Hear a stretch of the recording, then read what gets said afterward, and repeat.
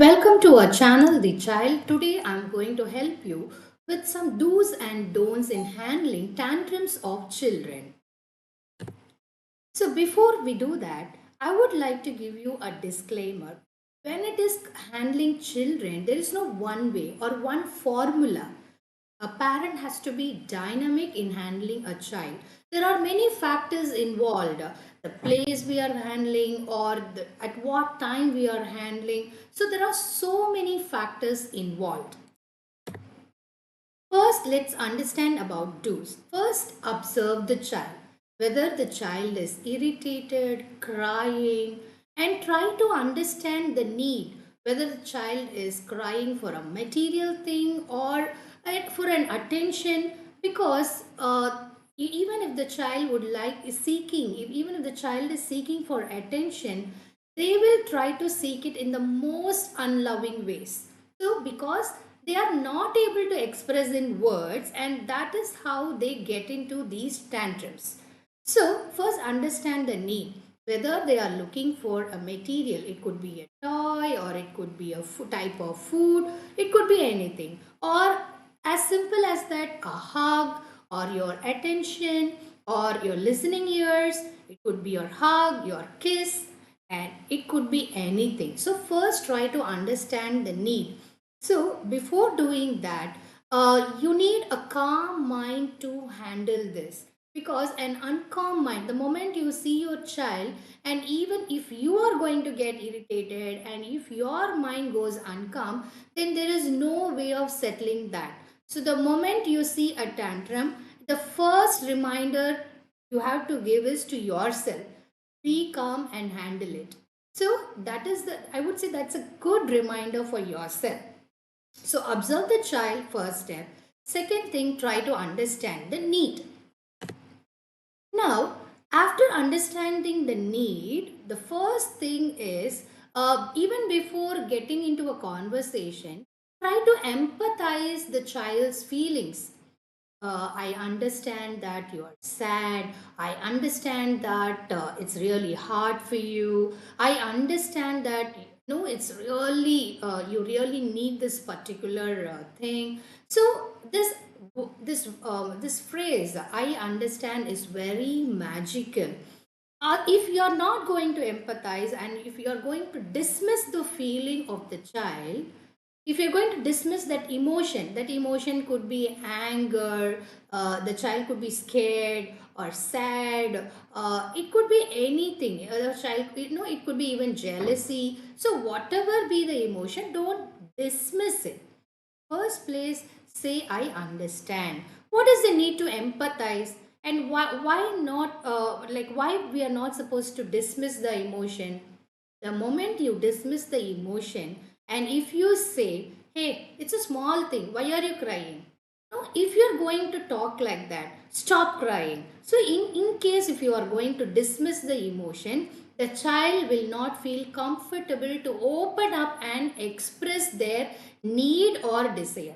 So, they should feel comfortable to share that feeling with you, right? So empathize, it is not sympathize. Okay, it is not sympathy, chicho, it's not, that is not they are looking for. They want empathize.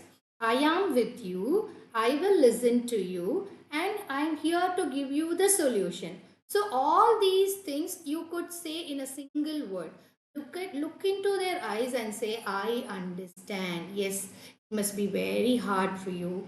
I know it is really a sad thing. I know how, I know even if I were you, even I would feel the same way. Even I would feel angry if this is the situation. So try to understand and try to grab the attention of the child.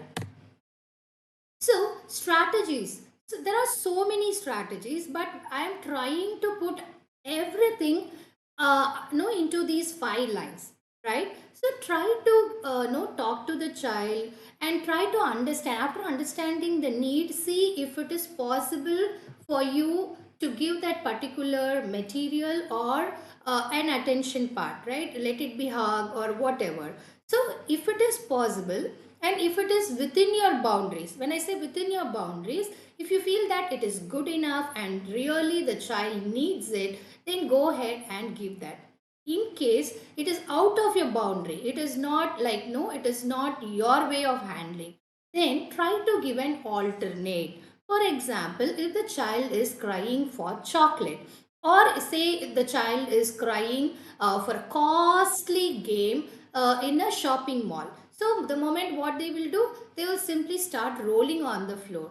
So that moment, if you are going to give the gyan, it will, no, it is not it is not going to get into their mind, right? So that is not the time to talk. So the way to handle that particular situation is different. But here, once the child settles down and know if the child is in the right pace to listen to you, try to understand the different no alternatives that the child could accept. For example, if the child is crying for a costly game, okay, what you could say once the child settles down, you could say that seems like it's a good gift. Can you explain more? No, how will you make use of it? So the child will start explaining. Try to understand, if it is a need or want, and how much the child likes it. So after that, you try to make the child understand by saying that seems like it's a good game. Shall I try to buy it for your birthday? Try to postpone it. Try to give an alternate. In case if the child is crying for a chocolate and already if the child has eaten enough number of chocolates, then try to give something sweet like some alternate like dry grapes, or try to, no, it could be anything, right? Some safe alternate, or give choices like, no, in this place I am happy to give the other things, number 1, number 2, number 3, but whenever you are giving a choice, make sure that it is available in first place. So that is how the child will build the confidence on you and start giving the start try to start listening to you. And if it is really out of your boundary, it is not no, it is not your way of handling at all, it is too much, if it is above your expectation, or if it is really costly, try to divert the child. Try to take the child to a play area, so that the child who was earlier putting her energy, his or her energy in crying, they will start to, they will start to channelize their energy in playing. So that is how you could divert an attention, right? So when you're handling a child, just be firm, not rude, right? In what way? Suppose you have set a timeline, like, no, only 1 hour for screen time. Just because the child is crying, making lot of tantrums, throwing something, then if you are going to extend for other half an hour, 1 hour, it will become a habit.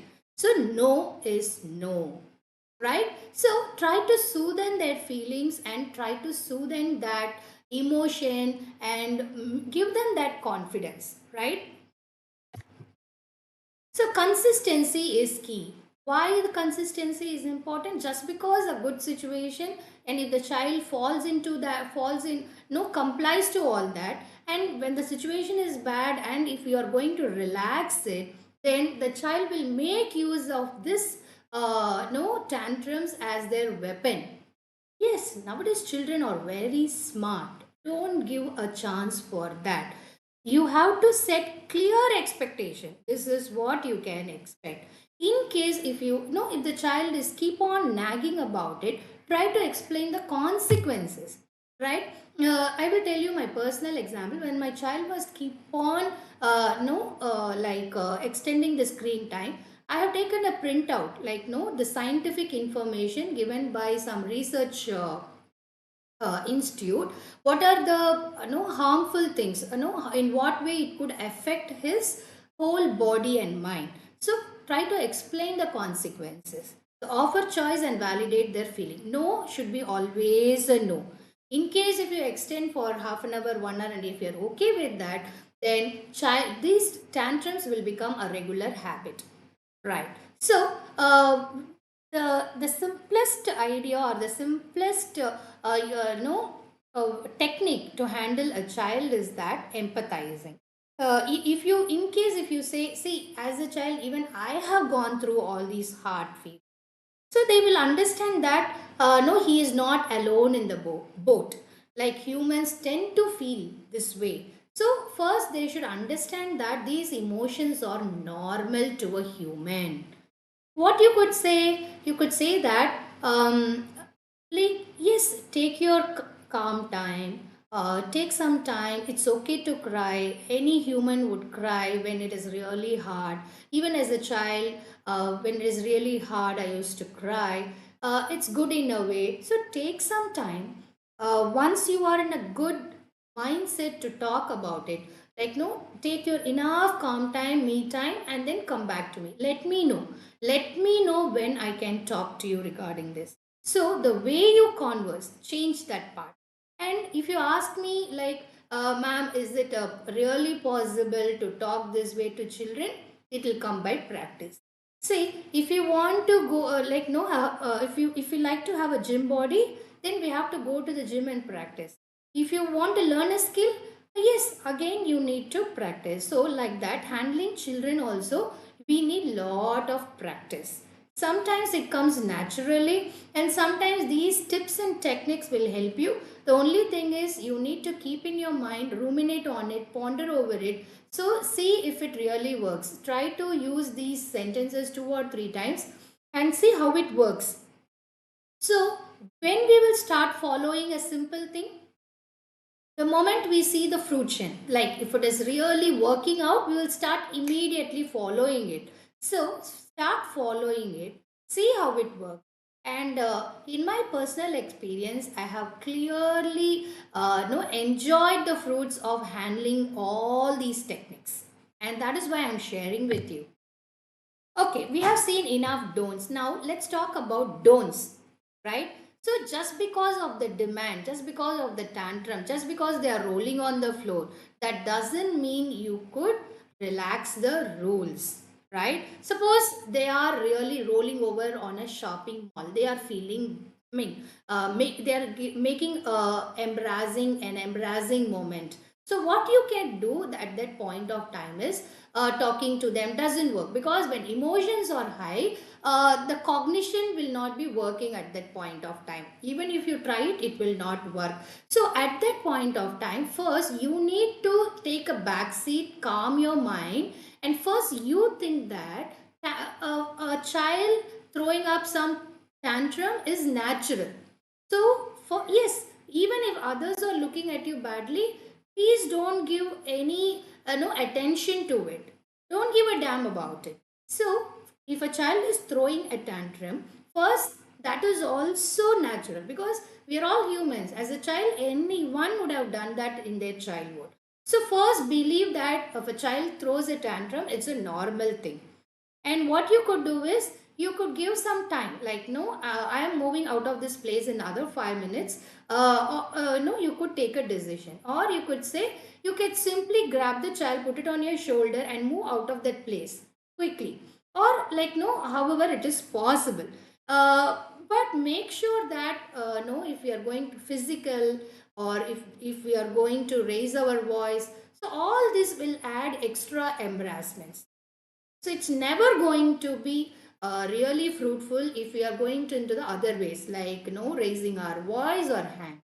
It's never going to be a benefit or advantage. So also, when at this point of time, we should never make a child feel small. We should never belittle the child or shame the child, right?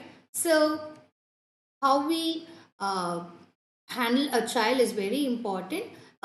Make sure that the child is also safe, and also you have handled it. So that balance is very important.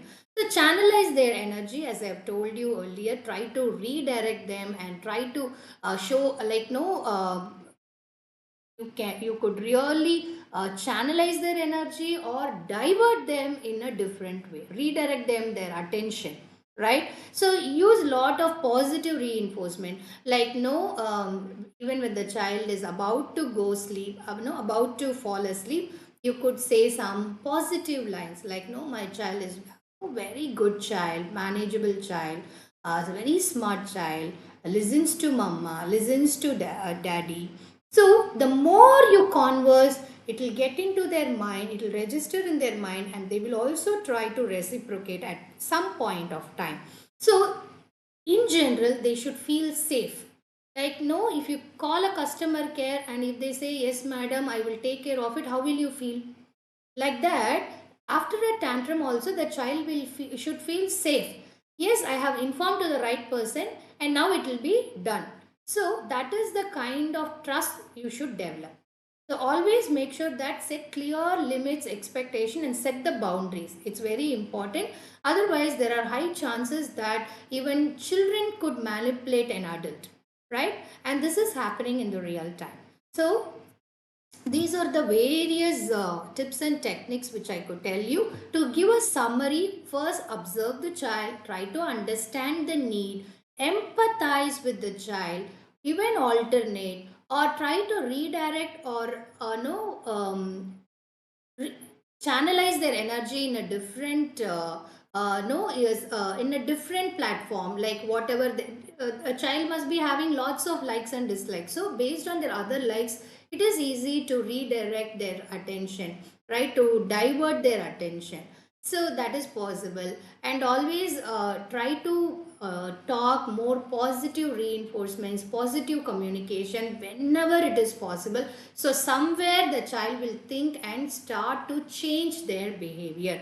And the other important thing is, even before you start going outside, you have to set the expectations clearly. So this is the place we are going, this is the purpose of going, maximum this is what you can expect there, and we are coming back. So never ever like no give a free space or a limitless or like no always have that boundaries, so that is safe for you and safe for the family, right? So thank you for listening to this video.